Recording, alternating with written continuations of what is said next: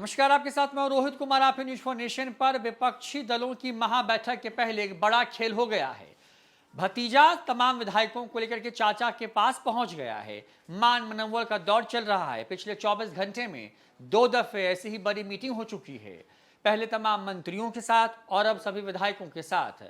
चाचा को मनाने की पूरी कोशिश हो रही है। कहा यह जा रहा है कि जो फैसला वो लेंगे उसको लेने से पहले वो पार्टी को एकजुट बनाए रखने पर जरूर सोचें।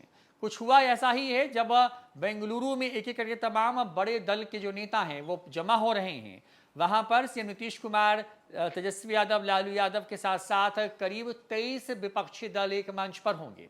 उन तमाम दलों की मौजूदगी में बड़ा फैसला होगा कि किस तरीके से 24 में मोदी को आने से केंद्र सत्ता में जो है वो रोका जाए। लेकिन दूसरी तरफ जो है खबर महाराष्ट्र से है, जहां पर एनसीपी में जो सुनामी आई है, अब उस सुनामी से पार्टी को बचाने के लिए और शरद पवार का मन बदलने के लिए भतीजा जो है वो पहुंच गया है चाचा के पास। और 24 घंटे के अंदर ये दूसरी बड़ी मुलाकात है और इस मुलाकात के सहारे कोशिश इस बात की है कि सभी को एक मंच पर आने से रोका जाए। लगातार जिस तरीके से पटना की मीटिंग के बाद एनसीपी दो फाड़ हो गई, जिस तरीके से वहां पर बीजेपी और जो शिवसेना जो शिंदे गुट है उसको एक बड़ी कामयाबी मिली कि एनसीपी का एक बड़ा हिस्सा जो है उनके साथ हो गया है। उसमें से कई अब उनके साथ मंत्री बन चुके हैं। तो अजीत पवार जो शरद यादव के भतीजे हैं वो अपने चाचा को मनाने की पूरी कोशिश कर रहे हैं। अजीत पवार की 8 विधायकों के साथ एनसीपी से 2 जुलाई को बगावत कर ली थी और एकनाथ शिंदे सरकार में डिप्टी सीएम बन गए थे। इसके अलावा अन्य 8 नेताओं को भी मंत्री बना दिया गया। गुट का दावा था कि 30 से ज्यादा विधायक उनके साथ थे। इस बीच शरद पवार और अजीत पवार गुट में शायद ही कोई खिचड़ी पकती दिख रही है। ऐसे में एक तरफ जहां महागठबंधन की महाबैठक होने वाली है, इसके ठीक पहले शरद पवार और अजीत पवार गुट में शायद फिर से कोई खिचड़ी पकती दिख रही है। बीते रविवार को अजीत पवार ने अपने समर्थकों के साथ चाचा शरद पवार से मुलाकात की थी और अब सोमवार को से वाई.बी. चौहान सेंटर पहुंचे और शरद पवार से मुलाकात की। बीते 24 घंटे में दूसरी मुलाकात है। इस मुलाकात को लेकर तमाम तरह की चर्चाएं फिर से शुरू हो गई है। शरद पवार शायद भतीजे के बागी गुट को फिलहाल भाव देने के मूड में नहीं दिखते। शरद पवार से मिलकर निकले विधायकों ने कहा कि उन्होंने हमारी बात को पूरी गंभीरता के साथ सुना है। ये भी कहा कि हम जो कहना चाहते थे वह उनसे कह दिया है, लेकिन उन्होंने हमारी बातों का कोई जवाब नहीं दिया है।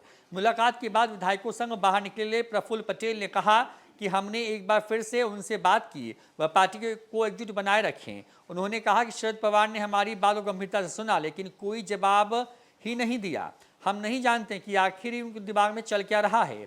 इसके पहले बीते रविवार को अजीत पवार गुट ने मुलाकात की थी, तब भी शरद पवार की ओर से उन्हें कोई जवाब नहीं मिला था। हालांकि इस मुलाकातों के कयास का दौर जरूर तेज हो गया है। शिवसेना उद्धव ठाकरे के नेता संजय राउत ने इस मुलाकात पर तंज कसते हुए कहा कि हम होते तो इन लोगों को भाव नहीं देते। उन्होंने कहा कि हर पार्टी शिवसेना जैसी नहीं होती। उन्होंने कहा कि हम होते तो ऐसे गद्दारों और अवसरवादियों के खिलाफ दोबारा गेट नहीं खोलते, लेकिन उनकी विचारधारा उद्धव ठाकरे जी की नहीं होती। सबकी विचारधारा उद्धव ठाकरे जी की जैसे नहीं होती। तो एक तरफ बेंगलुरु में 23 दल एक मंच पर आने वाले हैं, तो शरद पवार इस मीटिंग में जाएंगे या नहीं ये बहुत साफ नहीं है। लगातार उनके भतीजे जो हैं अजीत पवार और प्रफुल्ल पटेल जैसे जो बड़े नेता हैं जिन्होंने बगावत की है अभी हाल ही में जब पटना की मीटिंग खत्म हुई उसके बाद, ये तमाम लोग लगातार जो है एनसीपी के जो सुप्रीमो रह चुके हैं शरद पवार, उनको मनाने की कोशिश कर रहा है। एक तरफ एनसीपी पर दावा जो है शरद पवार गुट का है, तो दूसरी तरफ अजीत पवार ने पूरी ताल ठोक रखी है और ये दावा कर दिया है कि उनकी समर्थन में लगभग पूरी पार्टी ही है। ऐसे में महागठबंधन की महाबैठक से पहले क्या कोई बड़ा खेल होने वाला है? क्या शरद पवार, जिनको एक तरीके से कहें कि ये जिम्मा पटना की मीटिंग में दिया गया था कि वो सभी दलों को एक साथ लेकर के अब अगली मीटिंग की तैयारी शुरू करें, उन्हीं के घर में आग लग गई है। उनके ही भतीजे ने उनके खिलाफ बगावत कर दी, तो अब भतीजा खुद जो अपने चाचा को मनाने के लिए पहुंचा है और कोशिश इस बात की है कि अगर चाचा मान जाते हैं तो इसका फायदा ये होगा कि महागठबंधन बनने से पहले ही बिखरता नजर आएगा और जिस मैसेज को देने की कोशिश बीजेपी या एनडीए कर रही है उसमें वो एक तरीके से कामयाब हो जाएगी। फिलहाल इस वीडियो में इतना ही। नमस्कार।